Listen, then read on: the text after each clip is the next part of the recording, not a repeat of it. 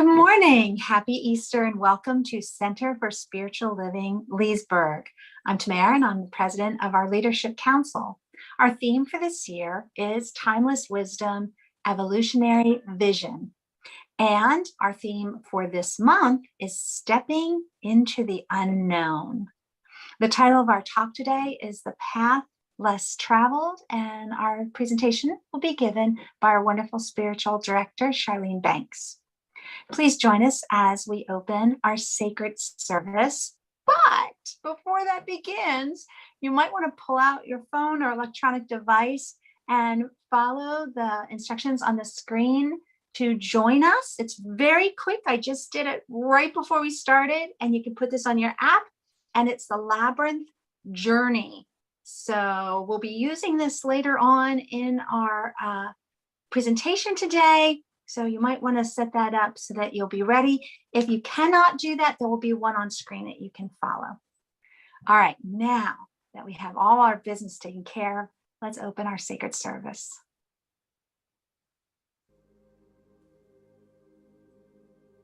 Please join us as we create our sacred space. We set our intentions of deepening into our awareness and practice of our 5 pillars of spiritual living by lighting this candle in our virtual world.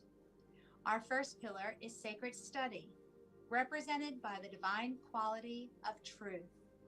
We use this pillar to recognize the importance of an open mind and the power of our minds.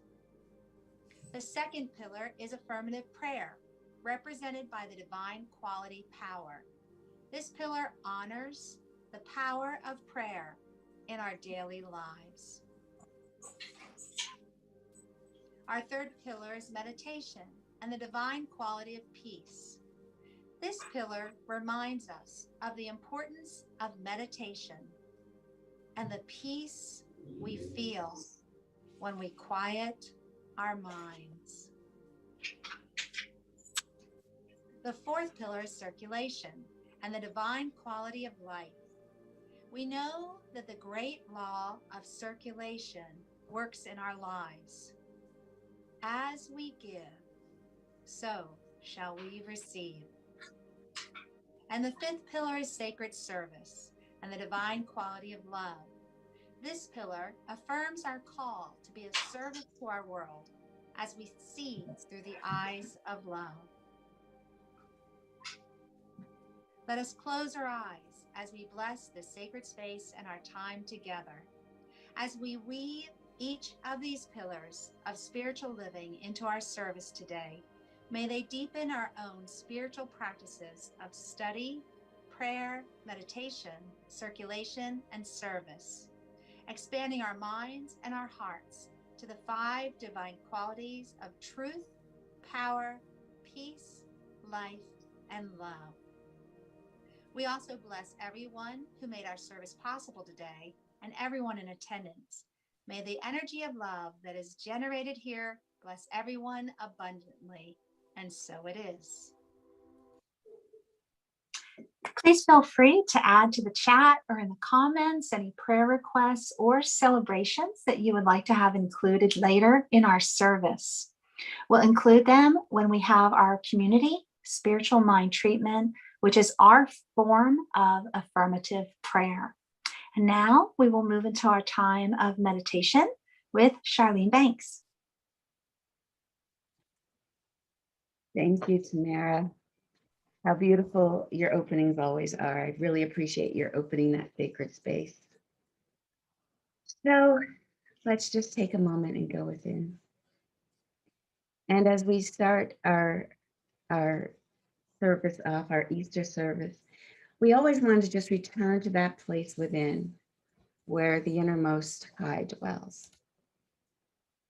So if you feel comfortable, if you're able, place both feet on the floor. Take a nice deep grounding breath.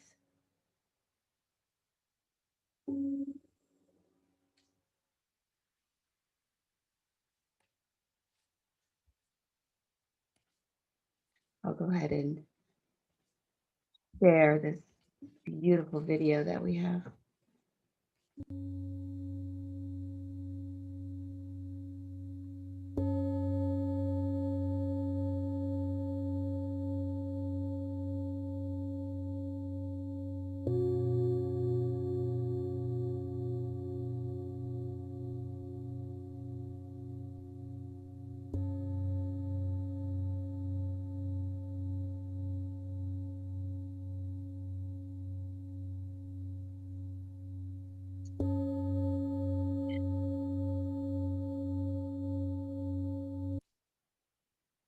Everything's perfectly unfolding, just as it should.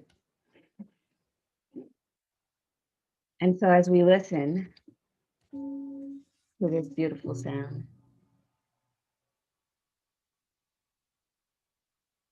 we are reminded to return to that space of the innermost high,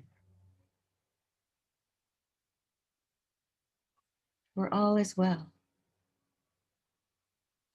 And each one of the tones of this bowl calls forth another aspect of the divine as it lives and breathes through each and every one of us.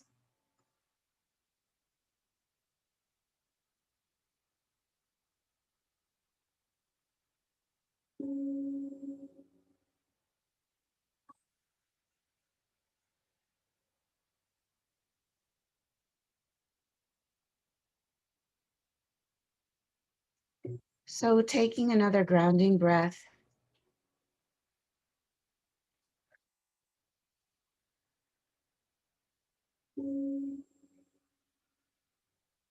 we listen.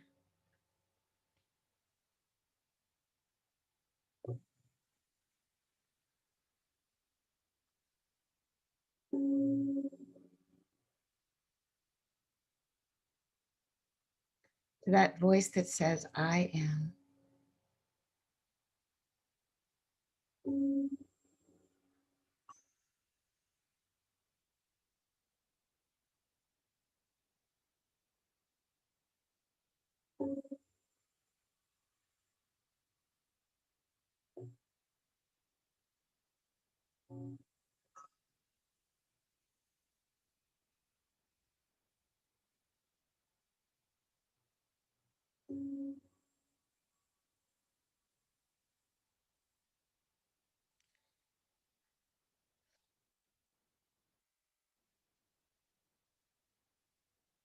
With our inner ear, we hear.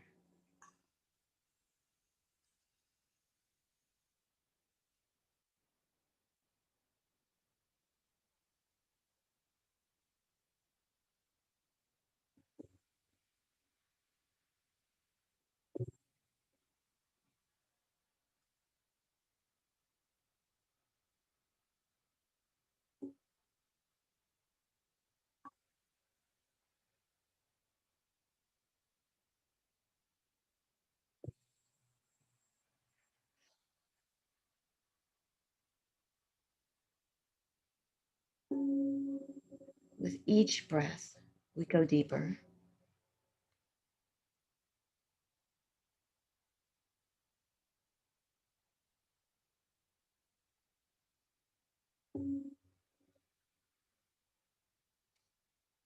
Pay attention to your shoulders. Are they tight? Relax.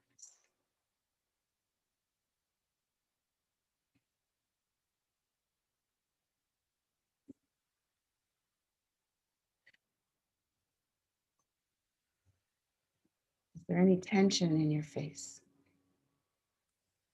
Relax.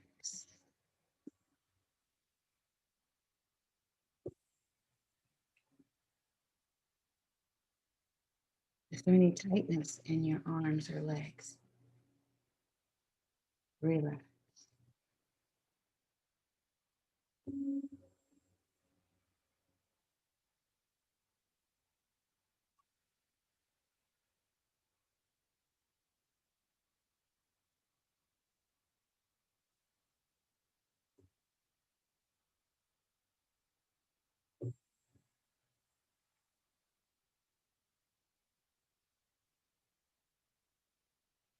And in this space of pure awareness,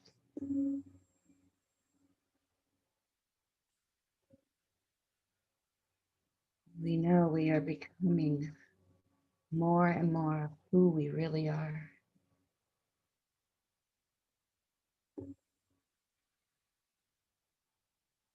Shedding any illusions.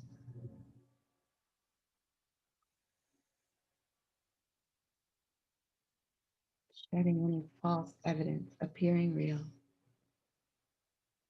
Fear.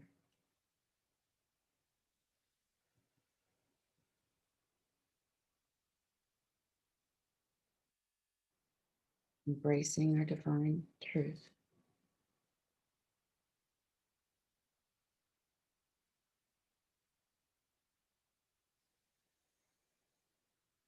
We are one with the divine.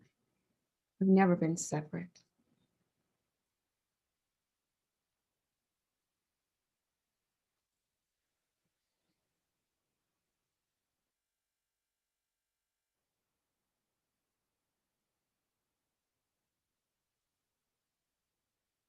We are one with each other and our planet. And so, with this awareness and this gratitude that I feel with my entire being, I welcome the Christ, the divine example, into my awareness, letting it be my guide as to how to live my life each day. So, as we celebrate the Christ on this Easter Sunday, I welcome you back into the room by wiggling your arms, your fingers, wiggling your toes, welcoming back. So I'm going to share my screen again. I hope it works this time.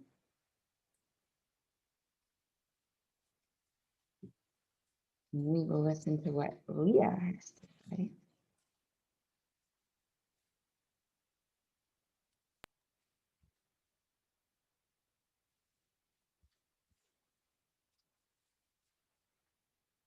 I see it. Okay. You know what?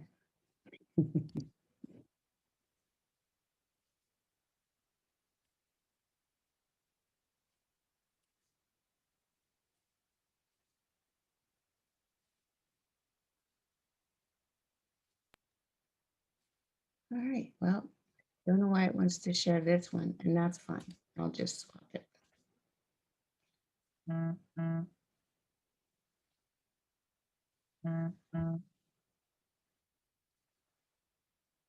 So how are we doing? Can you guys see the screen okay?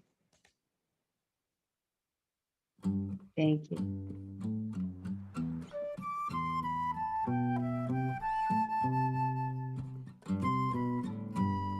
This old world may be sleeping, but we have been dreaming, dreaming of a brighter day.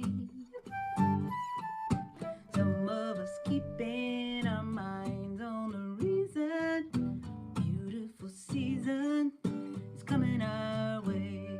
Today could be the day. Hey, little flower, you got the power to push through green blankets. You're ready to grow. Hey there, sweet bluebird, tell me what you heard. I want to sing that great song that you know. Wake from your slumber and try to remember a time when we all were together as one. A new day is coming, yes, there will be sunshine. Wipe away teardrops, springtime will come.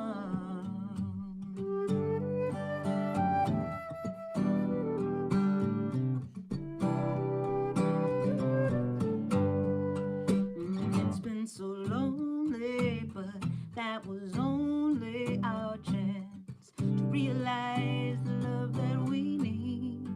Come take my hand now, let's make a plan how to stay wide awake. Let's fly you and me away.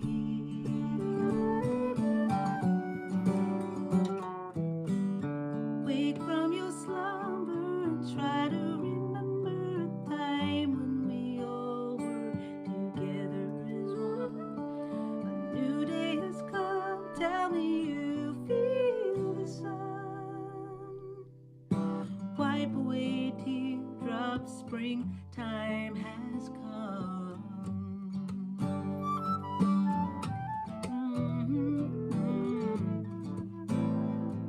I'm wide awake now.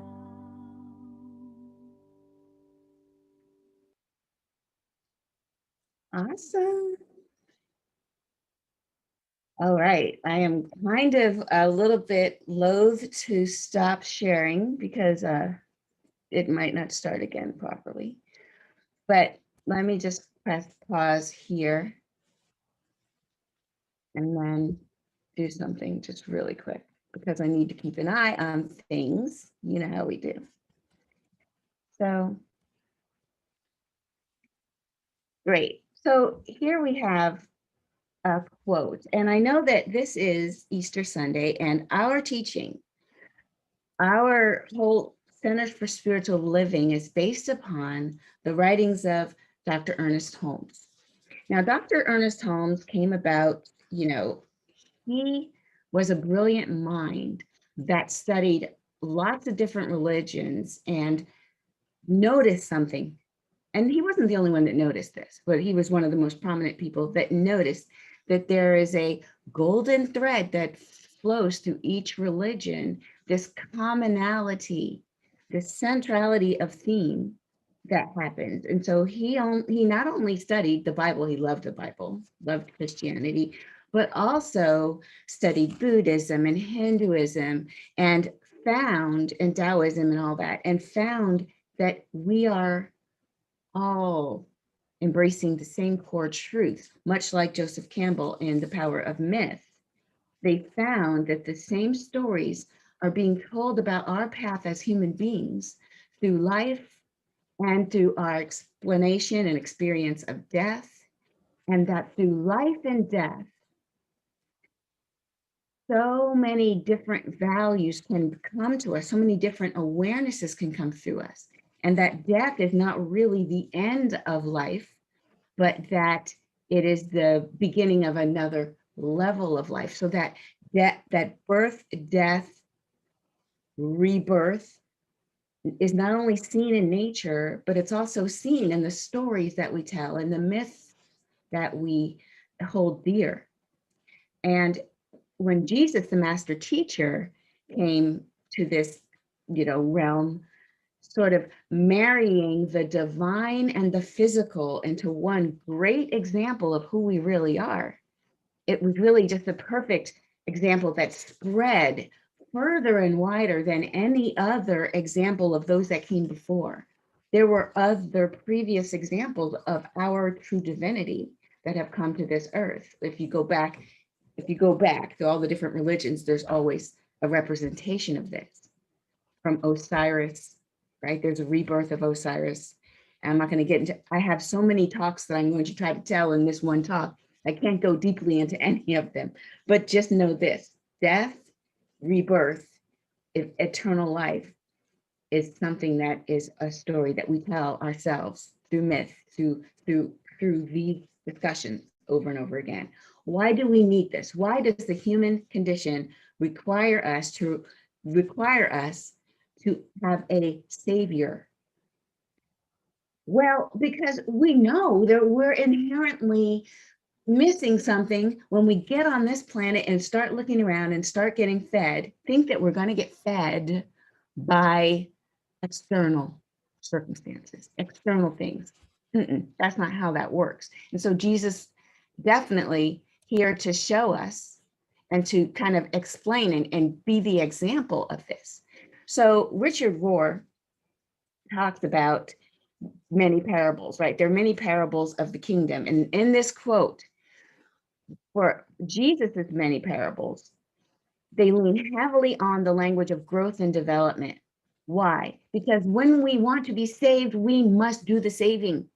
Jesus, come on. All right, I'll keep reading this. His common metaphors for growth are the seed, the growing ear of corn, weeds and wheat growing together, and the rising of yeast. His parable of the reign of God are about finding, discovering, being surprised, experiencing reversals of expectations, changing roles and status.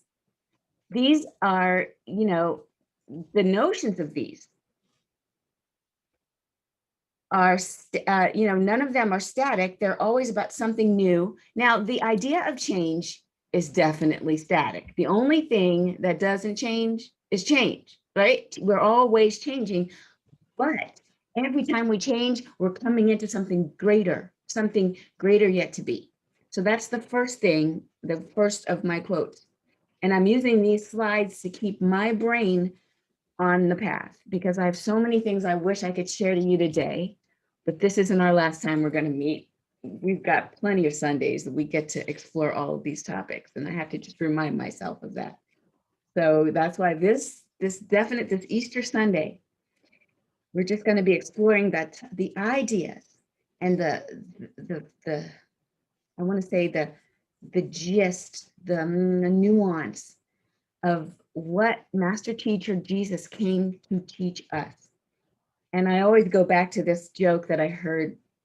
I can't even tell you where I heard it. It's probably Reverend Michael, where he said, Jesus lived a full, wonderful, masterful life.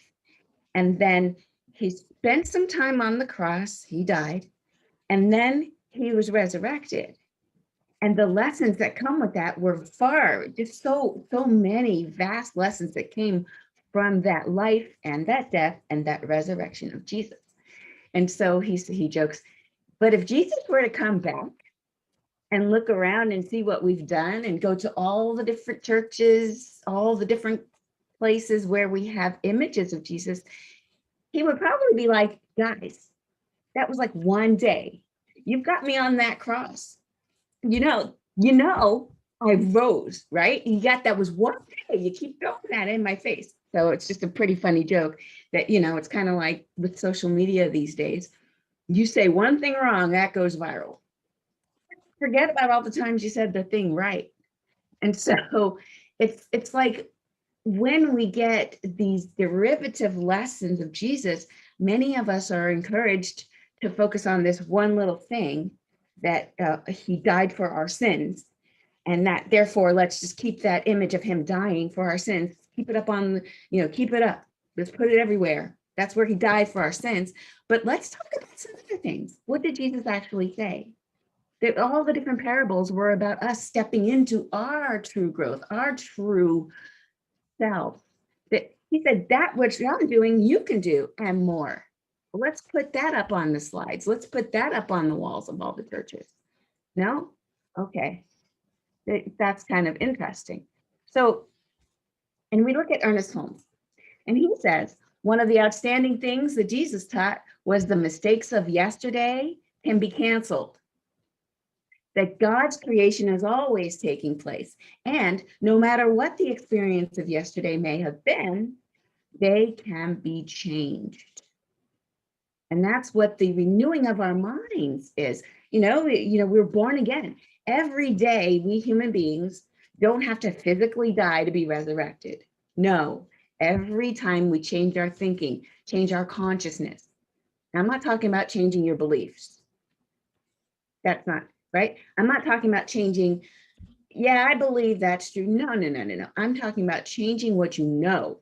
I'm talking about changing your consciousness, where you just know something at a deeper level, because once you know better, you know the phrase, you do better.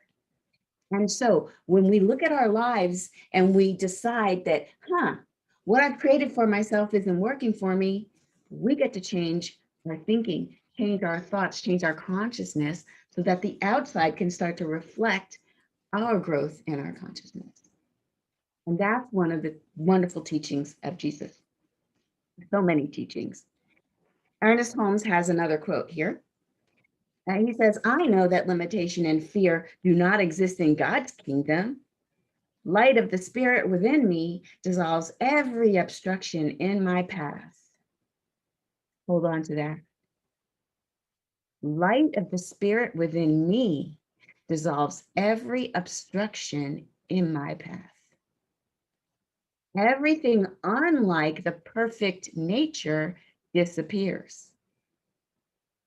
My entire thought, will, and imagination are saturated with the divine presence, which forever proclaims, behold, I make all things new.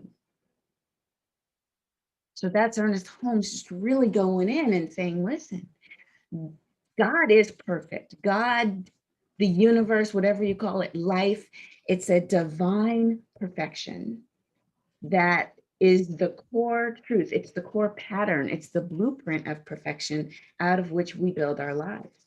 And if there's anything awry, it's not because the blueprint is inherently flawed. No, it's because something happened between the blueprint and the construction. And maybe we got that thing backwards. I don't know how many times I've put together many things in my life. And if I have it backwards, if tab A goes into slot B and I get that backwards, it's imperfect. The pattern was perfect, but I executed it imperfectly. And so I don't get mad at the instructions. I simply go back and I choose again. I redo, I re-choose, I renew. I behold, all things are made new by the changing of my mind. Then I will see those things dissolve. In fact, we always talk about in our prayer that the darkness does not argue with the light. It's just physics, right? Yeah, light wins, we're gone. Like the darkness just surrenders to the light because the light in this case is the truth, and anything unlike the truth is dissipated. It's like when you, let's say you're a parent and you have a child that comes to you who's distraught, and they're distraught about something that isn't real. Years and years ago, I used to use KinderCare as my babysitting service, right? I'd go to a different city and I got to go teach. I drop my son off at one of the KinderCares and he's got his schoolwork. He's homeschooled, so he does his schoolwork while I do my work. I pick him up, we have dinner, sleep at the hotel, rinse, repeat. We do that every week. We did that every week for weeks at a time. And so one time I dropped him off at KinderCare. There were some kids there before they went off to school, some second graders, and they looked at him and they said, "What are you doing?" And he says, "Well, I'm homeschooled. And when you go to school, I go to school. It's just that it's my school's in my backpack." And this boy said to him, "Oh, well, because you're too stupid to go to real school." And Black said, Now that doesn't sound right. Well, what if it's right? So I come to pick him up and he's distraught. He's like, "The boy said that I was stupid." I was like, "Which boy?" And then I realized I can't go jam the boy up. You're not allowed to do that. It's called harassment. So instead I used logic. I took him out to dinner and that's what we did after KinderCare. And I said, so let's think this through. How could the boy be right that you're too stupid to go to real school? Could it possibly be true? And the thing I'm trying to say here is if I were to jump into that false belief with my son, then two of us would be crying about it, right?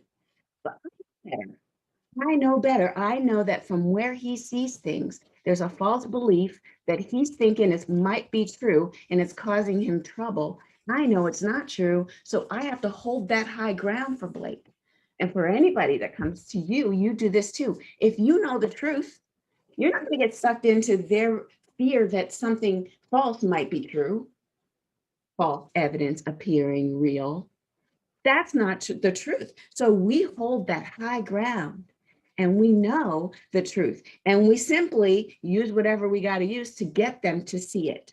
I held that high ground. How could that be true? Does he know you? How well does he know you? And then I'm like, okay, so he's in second grade. You realize you're doing fourth grade math. Y'all are the same age, right? I mean, I just used logic and he came around and we laughed it off. And I still in the back of my mind was like, I wish I could just tell that boy something, but it's not the boy's problem that he has false, right? It's not that kid's problem. It's he's doing what he does. We will walk our path and meet people that believe things that are not true. And what do? Jump in the mud and wrestle with them and try to show them what's true? No, it's not their fault they believe that. They can go ahead and believe that, but we know what's true. And we hold on to that. So we have that. Behold, I make all things new. That's the words of Jesus, that when we are aligned with the light of spirit, it dissolves every obstruction that would try to get in your way. And when you can't do it for yourself, then you turn to your spiritual community and you say, hey, I'm going to need some prayer. I'm going to need you to hold this vision for me. See me as God sees me, because I'm having a hard time right now. That's the beauty of community. Here's one more. So in a certain scenario, Jesus, in effect, turns one toward oneself, right? And that is really one of the themes of the Gospel of Thomas. This Gospel of Thomas, oh my, I so wanted to share with you this story, but we don't have time for that, right? We'll talk about it during this month, though. You must go in a sort of spiritual quest of your own to discover who you are, and to discover really that you are the child of God, just like Jesus. Jesus is not the great exception. He's the great example. We get to be those things that Jesus said we were. He said, that which I do, so can you. And we don't have to say, well, so Jesus was the only one, the only Son of God, and so I'm going to have to do a bunch of things because I'm afraid that if I don't do these things, these, whatever it is that, I don't know what kind of dogma that you might have come from, but there's some things, depending on what tradition you're in, you got to do these things in this order, say these words in this order, because someone in their own world of fear or whatever told you that you don't have what it takes. You can't be great. You can't be like Jesus. Jesus is the only one. And you're the one who's not. If you allow their fear and their truth to be your truth, well, then you're like Blake, who said, uh-oh, what if that's true? Well, thank God it's not true, right? I'm here to tell you that's not the truth. You don't have to do anything but go on your own spiritual quest to discover who you are. And that's what we're doing. This is the path less traveled. That's the top title. And we're going to take that path because we started that path last month when we talked about visioning. We said there's some visualizations that you can do, but how about visioning, where you ask the divine, what is your highest idea of me? And we talked about most of the work is letting go. That when you let go of everything that's not you, guess what you get? More of the real you. You can let go of anything that is not serving your highest good. And this is the path that we're on, this path. And when we go on this path together on this journey, we will be saying these words to ourselves if it feels comfortable to you as you go on the journey. I know that all the power there is and all the presence there is love, the Spirit Almighty. I know that love protects me and that I am guided and guarded into the pathways of peace, of joy, and of security. I know that this is true of all people. This is what I believe about everyone. This is what exists for the whole world. This is my prayer of acceptance today and every day. I feel safe in the keeping of the divine love. I feel the soft enveloping presence of the living Spirit. These words we'll say to ourselves as we walk this path of the labyrinth, because Lao Tzu says the road you can talk about is not the road you can walk on. Think about it. So this labyrinth, what is a labyrinth? If you got the email that I sent yesterday, I sent a link to this labyrinth. It's the Chartres labyrinth in France. And labyrinths, they're ancient. They date back 2500 before Common Era, that labyrinths were used Now, labyrinths are paths in the ground that you walk. And the path is a bit of a circuitous path, but if you follow the path, you'll end up at the center. And it is the idea that as we walk this path, it's a symbol of wholeness because the whole path is a circle, wholeness. But each of the the turns and the curves cause you at times to face away from the center. And that is indicative of how it is in life. Sometimes we're on our path. And as we make our turns, it seems like we're wandering and meandering. But if we simply follow who it is we really are, we will arrive at the center. Where's the center? The center represents the deep within, the knowing within. So these labyrinth paths are used as meditative, prayerful, centering rituals. And because a lot of times you want to move while you meditate. I don't know about you, but I always meditate a bit better if I'm moving a little. Tai Chi, yoga. So a labyrinth walk is a nice way to move in a contemplative manner. Some people go into the labyrinth with their hands in a prayer position, others with their palms up to receive, or you could just simply just walk. You have to keep your eyes open so that you can stay on the path. And as this picture shows the actual labyrinth in Chartres, there's no bushes, there's no guide. You can go off of the path pretty much. And that happens a lot too. You know, it's all okay. That kind of is just another symbol for life. Now, people get paths confused with mazes. A maze is not a labyrinth. A labyrinth only has one way in, and if you follow it, you get to the middle. And the way in is also the way out. You like that? The way in to your soul is the way out of terrible conditions. It's really cool. We could go on and on, but I don't have time for that. Native Americans use this as a symbol that represents birth, rebirth, and transformation. And if you haven't noticed, I'm stalling a little so you can get time to download this to your iPad. If you have a small phone, it might be harder to follow the path with your finger. This app called the Labyrinth Journey, you can download it, obviously. So now, at the most basic level, though, this labyrinth is a metaphor for the journey to the center of our deepest self. And then once we get to the middle, we come back out into the world with a broadened understanding of who we are. Some people start the labyrinth journey with a question, and others just go in with a contemplative spirit. So what I'd like to do is I'm going to play a video of the app as I used it. So I traced it with my finger and I recorded the screen and put a little music behind it. So as we walk in, let's imagine that we are going in to the labyrinth. We're standing at the beginning of the labyrinth entry.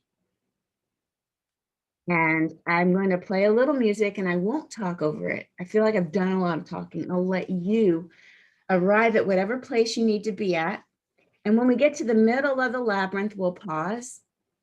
It will pause the screen, and then we're going to have it coming back out. So this following video is our labyrinth journey.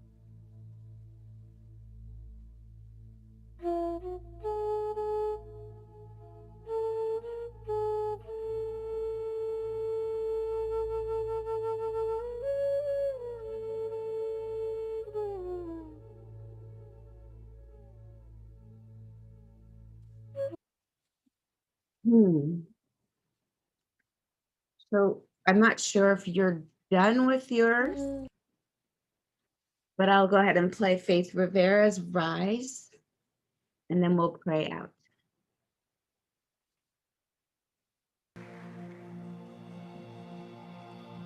I close my eyes, I open my heart, I take a deep breath, let the healing start. I lift my hands, I plant my feet, I let love in, I feel the beat that's calling, calling, calling us to rise, rise, spirit rise up, rise in me. I ready my soul, I clear my mind, I'm here and now, in present time.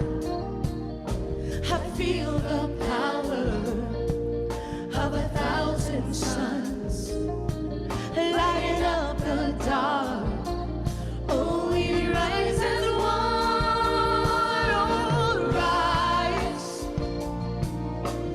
rise, spirit rise up, rise in me. Oh, rise, rise, spirit rise up, rise in me, rise in me. I sing to you, I sing to you, you sing to me, you sing to me. Change up this noise, it makes me in harmony. Come and rise, rise, spirit rise up, rise in me. Oh, rise, rise, spirit rise up, rise in me, rise in me. Heart to heart, heart to heart, hand in hand, hand in hand. No turning back, onward to promised land. Do you feel the power of 1,000 suns lighting up the dark? Oh, we rise as one.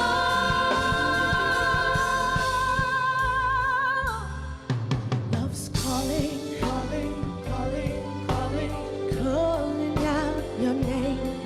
Love's calling, calling, calling, calling.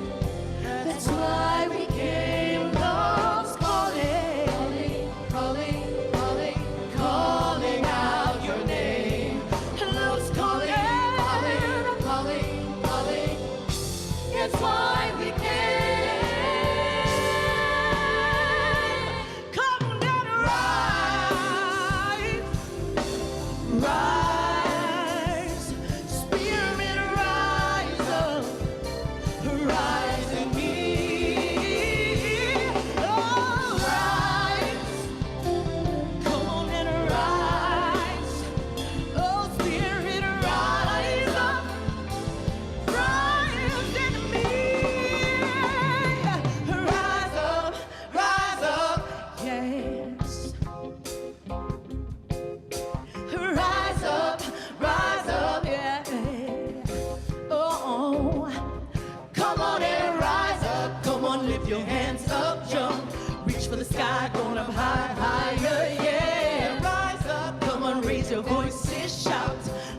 alive. We're bringing the light brighter, brighter.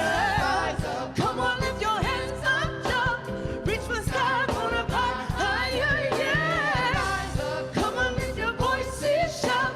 Love is alive. We're bringing the light brighter, brighter.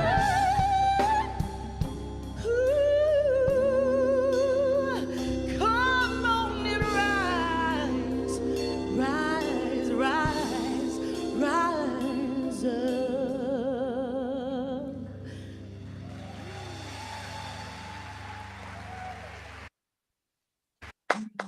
Yes. Oh my, Yes. what wonderful words.